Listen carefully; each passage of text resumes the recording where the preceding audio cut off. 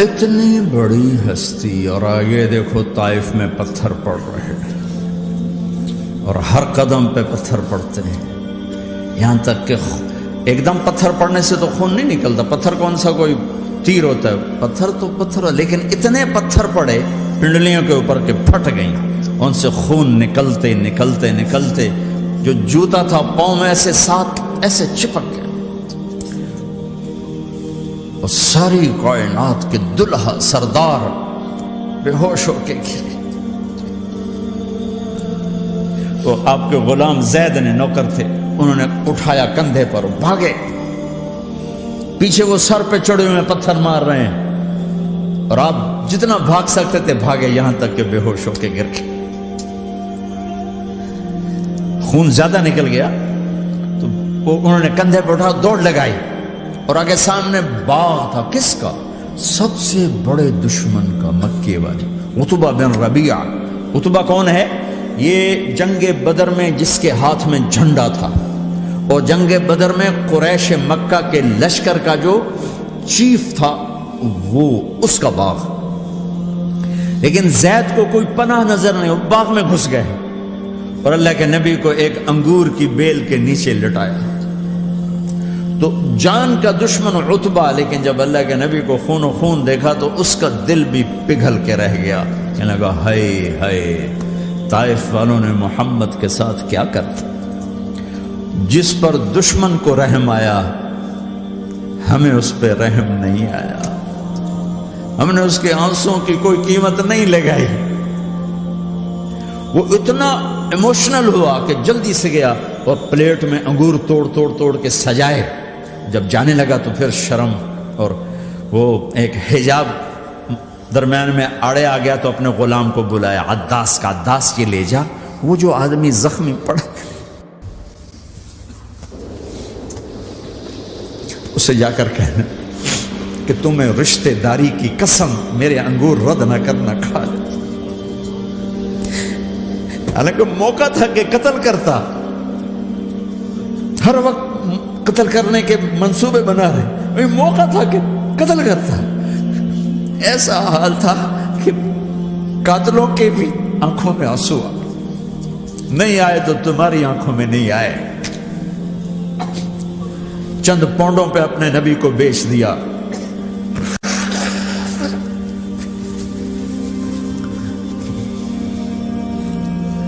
کہنے لگا عداس یہ لے جا، وہ جو آدمی لیٹر پڑا، اسے کہنا تو میں رشتہ داری کی قسم دیتا ہوں میرے انگور رد نہ کرنا، کھا۔ عداس آئے اور آ کر انگور پیش کیے، تو اب آپ نے ایک انگور اٹھا کر بسم اللہ، تو عداس کہنے لگا یہ لفظ یہاں تو لوگ نہیں بولتے۔ آپ نے پوچھا تو کہاں کا ہے؟ کہا میں نینوا کا ہوں۔ اچھا، میرے بھائی یونس کے شہر کا، یونس علیہ السلام۔ وہ کہنے لگا ما ادراک ما یونس، آپ کو یونس کا کیسے پتا ہے؟ تو آپ نے فرمایا میں اللہ کا نبی ہوں، وہ بھی اللہ کا نبی تھا۔ تو عداس نے ایک دم آپ کے پاؤں پکڑے اور چومنا شروع کیا اور کلمہ پڑھ لیا، تو آپ کو اپنے سارے زخم بھول گئے۔ پھر جو آپ نے اللہ سے بات کی ہے نا، آئے ہائے ہائے ہائے ہائے، کیا اللہ پاک کے سامنے اللہم اشکو الیک ضعف قوتی وقلت حیلتی وحوانی علی الناس، اے میرے رب آج تجھ سے گلہ نہ کرو، آج تجھ سے گلہ نہ کرو، تو نے مجھے کن کے حوالے کر دی، تو نے مجھے کن کے حوالے کر دی، الی عدو ملکتہ عمری او بعید یتجحم، ایسے دشمنوں کے حوالے تو نے کیا جنہوں نے میرا یہ حال کر دیا، تجھ سے کون سا چھپا ہوا ہے۔ ساتوں آسمان لرز گئے، عرش کانپ اٹھا، اور جبریل فرشتے کو لے کر ایک سیکنڈ کے کروڑویں حصے میں حاضر، یا رسول اللہ حکم فرمائیں اطبق علیہم الاخشبین، یہ دو پہاڑ اٹھاؤں گا اور یوں ایسے چکی کی طرح یوں کر دوں گا۔ نبی رحمت، نبی رحمت، نبی رحمت۔ ارے تم تو آپس میں رحمت نہیں رہے ہو، ایسی فرقہ واریت کی آگ میں جلے ہو کہ ایک دوسرے کو سلام کرنا چھوڑ گئے، ایک دوسرے کے پیچھے نمازیں پڑھنا چھوڑ گئے۔ اور جاؤ پاکستان میں دیکھو ایک دوسرے کے خون کے پیسے پھر رہے ہیں۔ یہ کون سی امت ہے؟ یہ کون سا اسلام ہے؟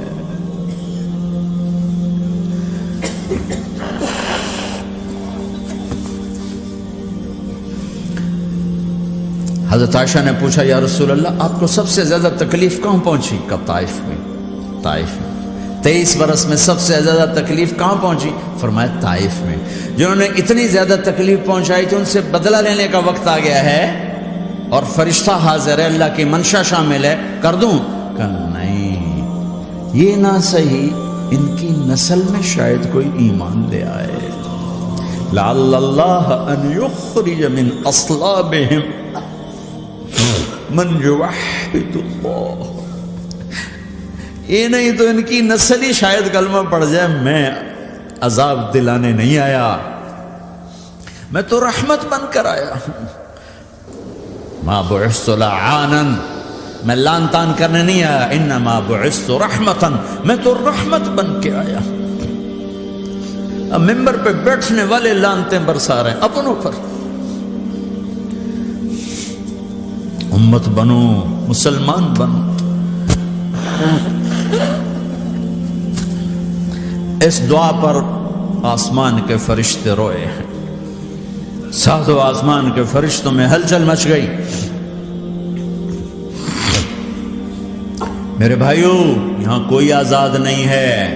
موت سے لڑو، دکھاؤ، بڑھاپے سے لڑ کے دکھاؤ، غم اور دکھوں سے لڑ کے دکھاؤ۔ یہاں پابند بن کے چلو اس اللہ کے جس کی شہنشاہی ہے، اس اللہ کے جس نے مجھے بنایا، اس اللہ کے پابند بنو جس نے مجھے آنکھوں کا نور دیا، زبان میں بول دیا، جسم میں طاقت دی، عقل کو سمجھنے کے اوصاف دیے۔ اس اللہ کے پابند بن کے چلو جس نے قرآن کو اتارا، جس نے دھرتی کو بچھایا، جس نے آسمان کو اٹھایا، جو موت دینے والا ہے، جو موت کے بعد اٹھانے والا ہے۔ اس اللہ کے پابند بن کے چلو جو میرے جسم کو چورا چورا کرنے والا ہے، میری ہڈیوں کو ریت کی طرح ذرہ ذرہ کرنے والا ہے۔ اس اللہ کی مان کے چلو جو پھر مجھے میرے اس پارا پارا وجود کو پھر جمع کرنے والا ہے۔ اس اللہ کے سامنے جھکو جو قبروں کو پھاڑ کر مجھے پھر کھڑا کرنے والا ہے۔ اس اللہ کے سامنے جھکو جو ساری آدم کی مردہ نسل کو دوبارہ زندہ کرنے والا ہے۔ اس اللہ کے سامنے جھکو جو زمین آسمان کو ایک دن توڑنے والا ہے، توڑ کے پھر بنانے والا ہے۔ اذا السماء انفطرت وَإِذَا الْكَوَاكِبُ انتَثَرَتْ وَإِذَا الْبِحَارُ فُجِّرَتْ وَإِذَا الْقُبُورُ بُعْثِرَتْ۔ زمین آسمان کو ہلا رہا ہے، موت دے رہا ہے۔ اذا زلزلت الارض زلزالها، زمین پہ موت آ رہی ہے۔ اذا السماء انفطرت، آسمان مر رہا ہے۔ اذا الشمس كُوِّرَتْ، چاند سورج مر رہا ہے۔ وَإِذَا الْجِبَالُ سُيِّرَتْ، یہ پہاڑوں کی موت ہے۔ عرش فرش لوح قلم کرسی، ہر شے کو فنا کے گھاٹ اتارنے والا اور خود ہمیشہ باقی رہنے والا، دائم رہنے والا، قائم رہنے والا، اپنی ذات میں قائم، اپنی ذات میں دائم، موت سے پاک، تھکن سے پاک، نیند سے پاک۔